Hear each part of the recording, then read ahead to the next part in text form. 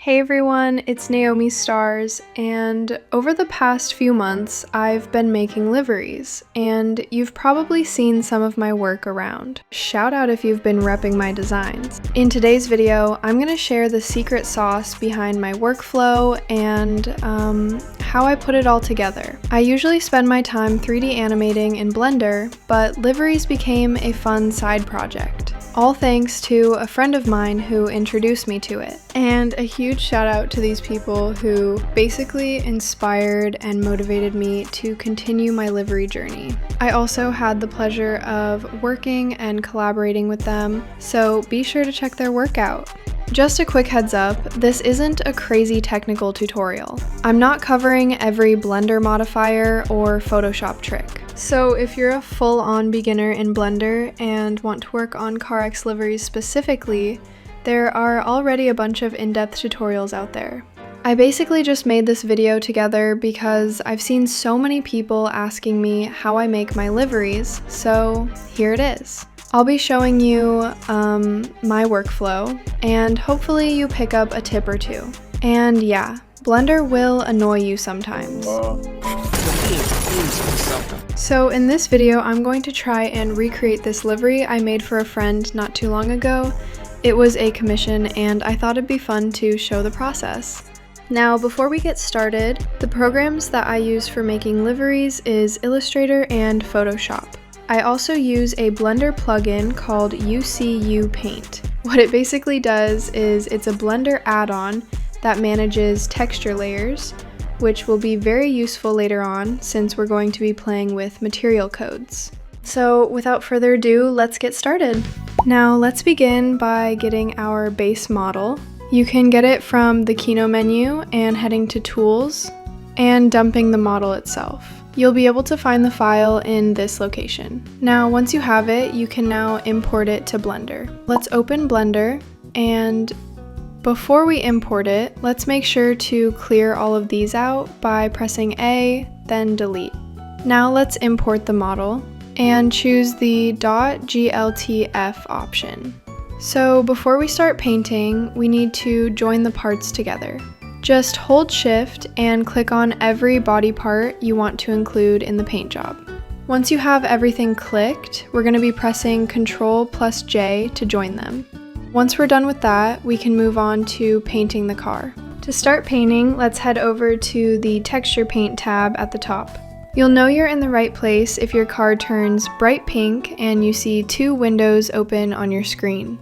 Once you're in this window, let's open UCUPaint. You can do that by clicking the little left arrow next to your Properties tab, or by simply just pressing in.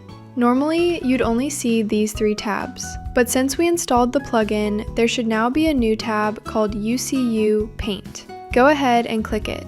Click on Quick Node Setup, and I usually leave all the settings as they are and just press OK.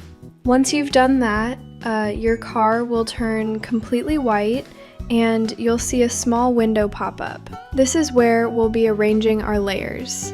It might look a bit overwhelming at first, but it's really not that complicated. It's basically the same layer system you're used to in Photoshop, or basically any image editing software. Okay, so now I'm gonna go ahead and add a base layer. Let's click on this plus sign and select New Image. You can name it whatever you want, but for this video, I'm just gonna call it Base.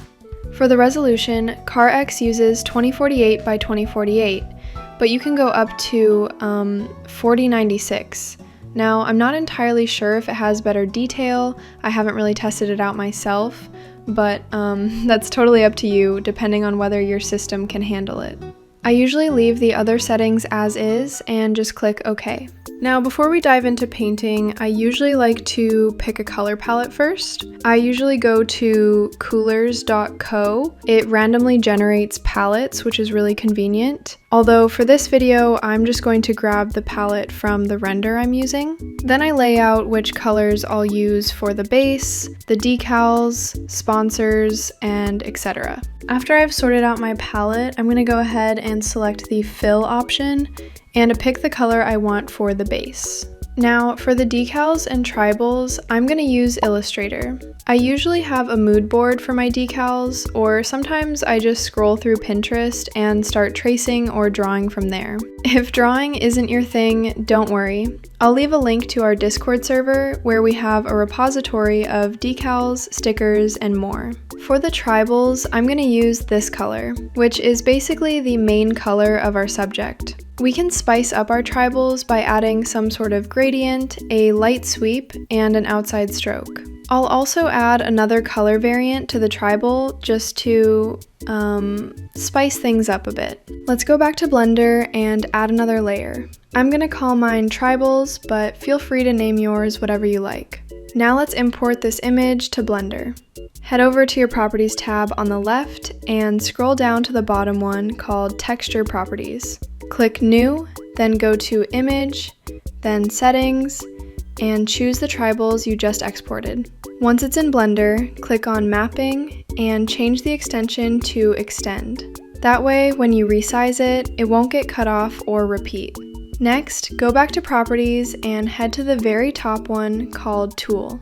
Change the first bar to white, then click the drop-down on the Texture tab, change the mapping to Stencil, and hit Reset Transform first, followed by Image Aspect. Now you're ready to start using these tribals to paint on the car. I usually leave some spaces in between, so I have room to think of more things to add besides the tribals. After I'm done with this layer, I move on to the anime render. A great place to grab renders, at least for me, is usually DeviantArt, although there are some other interesting sites out there that produce stuff like this. Once you've picked out your render, you can just follow the same import instructions from earlier and start placing your character. But before I actually place mine, I like to spice things up a bit by adding a simple stroke around the character and a small drop shadow. It's a pretty cool effect, and it helps the character stand out from the rest of the design. Now, after I place my character, one thing I always do is play around with the blending modes, usually soft light or overlay, and then just draw around my base layer. It adds more detail to the livery, and I honestly think it looks really cool. Once you're happy with it, let's move on to the stickers and sponsors. Now, I do have a layout I usually follow. Most of the time, I put 3 stickers on the rear quarter panels, a URL link on the skirt, but you could also fit 4 or 5 sponsors on the skirt, the side doors, front fenders, and the hood. You can even add some to the front and rear bumpers if you want. For the sponsors, we're going to use this color from our palette. We'll also spice it up by adding a sharp gradient ramp and a sweep to give it a metallic look. And finally, an outside stroke to give it that premium sticker look. Once it's exported, I'll add a new layer in Blender and start placing them on the model. Alright, now on to my favorite part, the hood art. Whenever I make hood art, my main inspirations usually come from what I picture in my head or things I see in fashion magazines and comic book art. Honestly, the hood is the highlight of the livery. It's the first thing people notice when they see your car rolling by, so I like to really make it pop. To get started, I'm going to use a different pose of the same character and apply the same effects I mentioned earlier. You know, the stroke and drop shadow to make it stand out. I'll also add a header design and basically just start layering a bunch of stickers while reusing the same sponsors we made earlier. It's a lot of fun to see it all come together on the hood. Now, to finalize things, I'm going to be adding some minor details to the livery.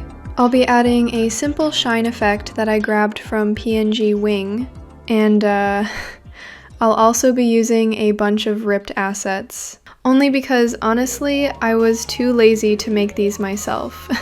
Once the body's all done, I move on to the windows. If you want to paint on the windows, just go back to the Layout tab at the top, hold Shift, and click on every window you want to paint on. Then hit Ctrl+J to join them. Next, switch back to the Texture Paint tab, hit N to bring up UCUPaint, and repeat the same steps we used on the body. As for the windows themselves, it's pretty straightforward, nothing too fancy.